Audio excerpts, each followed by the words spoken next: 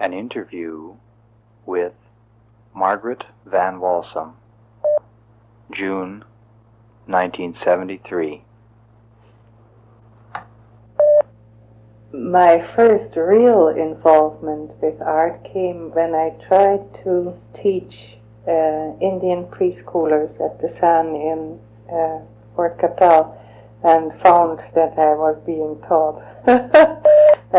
With the children, I was entirely at a loss because they knew exactly what they were doing, and independent of anything I was saying.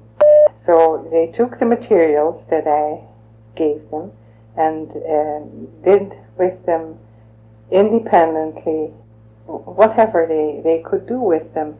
And their way of doing things was such a surprise that it has been a source of inspiration for me ever since.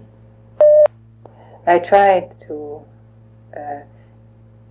get the know-how of using natural dyes for batik, and when I came to the summer school to take the course in natural dyes, the girl that taught it said to me, I will teach you how to do it on wool, but to do it on cotton is an entirely different technique, and you have to experiment with that yourself. So I did it on wool, and while I was there, being a good sport, I thought I'd take the weaving in too, because the two were connected, and I got completely hooked on it. The strange thing is that I had been interested in weaving before, and people showed me looms and said to me, I'll teach you. And it never appealed to me to do any weaving that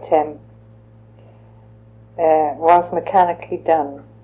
You put a certain pattern on beforehand, and then you operate the loom so that that pattern comes out by not altogether mechanical means, because you still need quite a bit of skill to do that. But still, to base yourself altogether on existing patterns has never appealed to me. While the weavings I saw from the old ones from Peru, and the Chilkat blankets, for instance, and Salish blankets, they appeal to me tremendously, especially for the possibility of the free form. And not until I was in Fort Capel at the summer school, I realized that this was the form of weaving I really wanted to do. And there is a specific design, a way of designing which is possible in weaving, while entirely impossible in painting. So I think what I'm attracted to is the possibility of the design, and I'm willing to work through all the the preparations of preparing the wool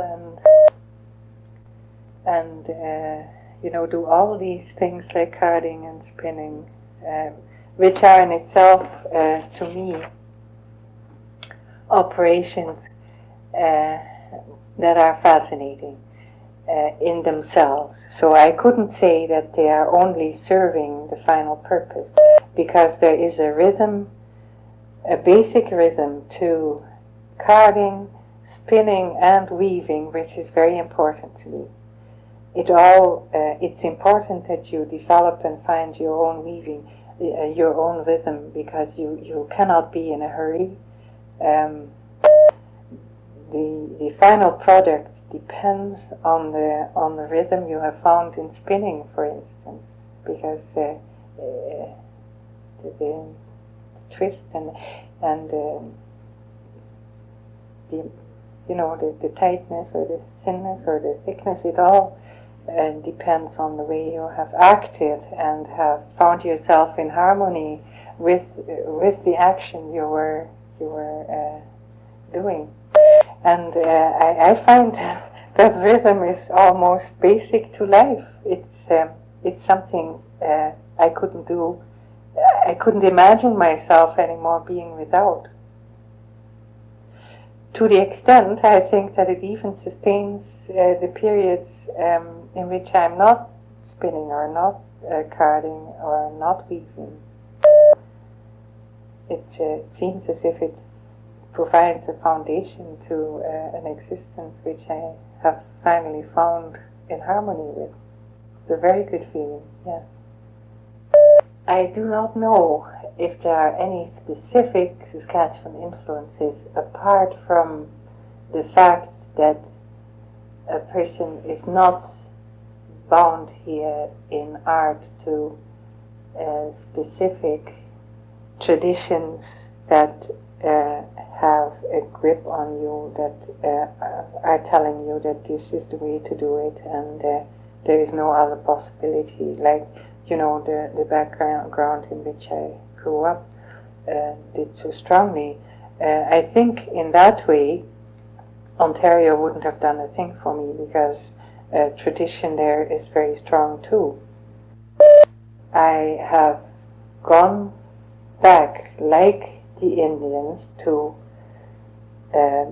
basic, very basic reaction to life, and to find the essence and not to have to be bothered with all kinds of frills and all kinds of ways it should be done, and to look through the eyes of other people who find that these are the standards which you measure real art by.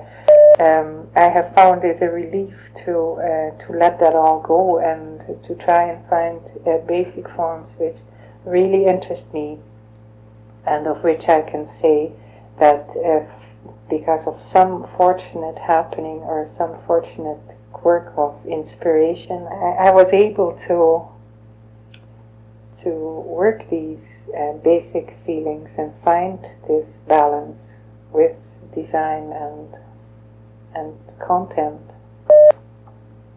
So I have really found my medium, as it is called, and I do hope that cultural possibilities that are dormant in the designs, that I will be able to bring them out, because I feel that there is a possibility for sculpture in relation to the designs I make. I think that can be brought out in weaving, and I hope to find a way to do that. And that is, I feel, the way my development will, the direction my development will take.